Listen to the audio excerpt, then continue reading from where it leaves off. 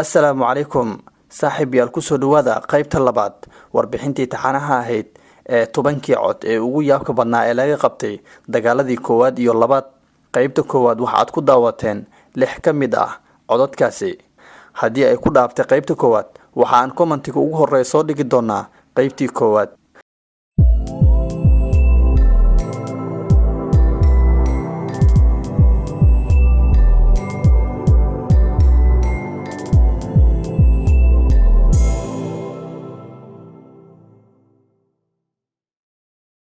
haddii aad nagu cusub tahay nagu soo bir like na saar muuqaalkan sidoo kalena share garee si uu saaxiibo badan u gaaro uguna mid noqdo kuwa ugu daawashada badan.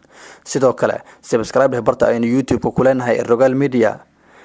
Qaybtii koowaad waxa ay noo mareysay khudbadii sirta ahayd ee laga qabtay madaxweynihii USSR Joseph Stalin. Haddaba waxaynu ku bilaabi doonaa qaybta shanaad inagoo sida ay u kala weyn yihiin u kala horumari doona. Codka shanaadi waa howlgalkii gunta sare. Howlgalkan ayaa waxa uu ka koobnaa 12 tijaabo oo nuclear ah oo ay sameeyeen ciidamada Mareykanka ee ku sugan goobta tijaabada ee Nevada. Waxaana la rumaysan yahay in ku dhawaad 21,000 oo askari ay ka qayb qaateen intii lagu guda jiray tijaabadan. Waxa kaliya oo la sameeyay ay ahayd in la isku dayayo oo lagu diyaariyo militariga dagaalka ee atomikada. Tani waxay ahayd markii ugu horeysay ee la tijaabiyo madaafiicda nuclearka.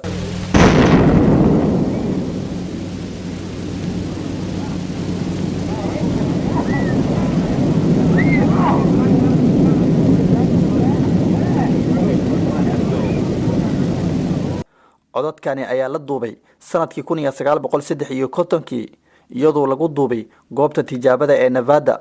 Waa mid ka mid ah dhowrka cod ee laga duubay qaraxa nuclearka inta la og yahay. Sida aan hore idinku soo sheegay, codkan waa 12 tijaabo oo nuclear ah oo ay sameeyeen ciidamada Mareykanka. 3 hawada ay ku burbureen, 7 waxa ay ku dhaceen tower loogu talagalay, halka mid ka soo harana uu ku dhacay qalab hawada sare ku xirnaa. Codkanna waa mid ka mid ah duubistii hawada sare. codka afraad isdhiibistii Japan kadib qaraxyadii Hiroshima ee Nagasaki ee Japan. Boqorkii Japan ee Hiroto ayaa baahiyay isaga oo sheegaya inay isdhiibeen. Tani waxay ahayd markii ugu horeysay ee uu boqorka Japan u jeediyo hadal ay ka muuqato quus. Codkani ayaa la sii daayay August 15 sanadkii 1945.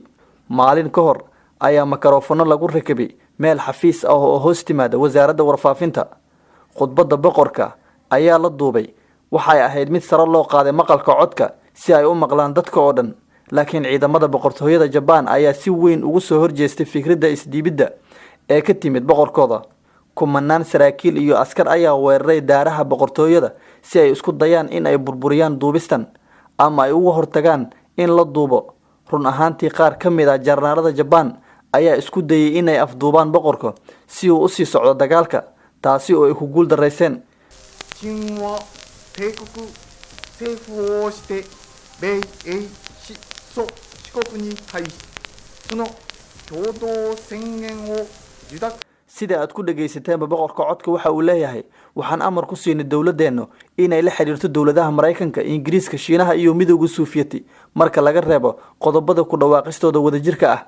kadib markii la baahiyay khudbadaasi, tiri ciidamada Japan ah iyo qaar ka mid ah saraakiisha ciidamada badda ayaa isdaldalay. Waxayna sheegeen in ay dhintaan intii ay isdhiibi lahaayeen. Codka saddexaad waa D-Day ama maalintii dhiida. Codkani waxaa laga duubay dagaalkii Normandy. Dagaalkani waxa uu bilowday 9 Juun 1944 waxaana loogu magac daray D-Day. Waxa uu ahaa howlgalkii ugu weynaa ee ciidamada badda iyo dhulka ay mar qura wada qaadaan inta la og yahay taariikhda. laakiin sida badankiina aad ogtihiin D-Day waxa uu ahaa dagaal dhiig badani ku daatay. Mowjadihii ugu horeeyay ee ciidamada ee soo dega ayaa la kulmay khasaare aad u xun, gaar ahaan ciidamada Mareykanka ee ku sugnaa xeebta Omaha iyo kuwa Canadianka ee ku sugnaa xeebta Juneau. Hello everyone, this is Alan Melville speaking from the beach just west of the little village of Ouistreham. The paratroops are landing. They're landing all around me as I speak. They've come in from the sea and they're fluttering down, red, white and blue parachutes fluttering down, and they're just about the best thing that we've seen for a good many hours. Faallada Alan ee aad dhageysateen ayaa waxaa la duubay 3 saac oo habeenimo 6 Juun 1944. waxa aad maqlaysaan waa dhawaqa rasaasta oo background u ah codka wariye Alan. Bal ila dhageyso codkan.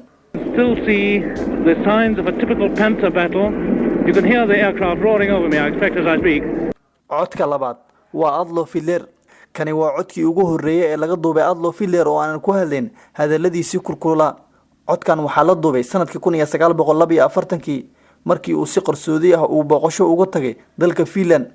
ujeedada safarkani waxay ahayd inuu u hambaleeyo Marshal Karl Kaminimim oo 75 sano jirsaday.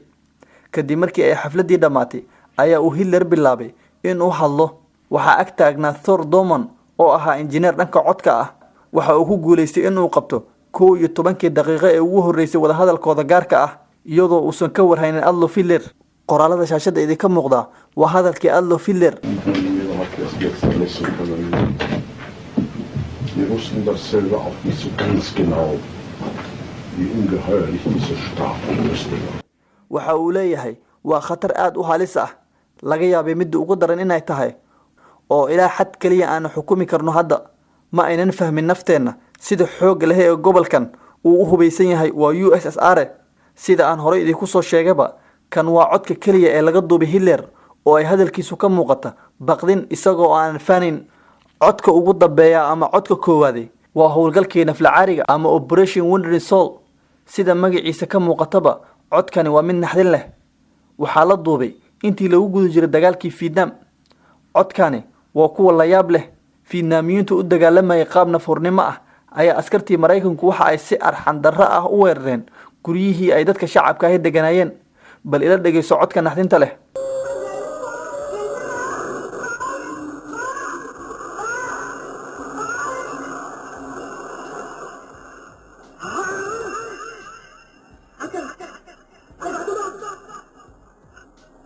waa ilmo yar oo dhahaya aabe guriga ii raac, aabe guriga kaale. codka aabaha oo dhaawac xun ah ayaa waxa uu leeyahay waayo yaa i wacaya gabadhaydii xaaskaygii. ilmahan yar ayaa waxa uu rabay inuu aabahood guriga yimaado balse aabaha ayaa u muuqday mid geeriyooday oo uu jirkiisii burburay. daawadayaal guud ahaan waxaa intaasi inooga eg 10kii cod ee laga diiwaan geliyay dagaaladii koowaad iyo labaad. haddii ay ku dhaaftay qaybta koowaad waxaad ka daawan kartaa commentigeena ugu horeeya. haddaba haddii aad la dhacday warbixinada caynkan oo kale ah fadlan faallada hoose inoogu qor sidoo kalena share garee si ay saaxiibo badan u gaarto. guud ahaan waxaa intaasi inooga eg warbixinteenii 10kii cod.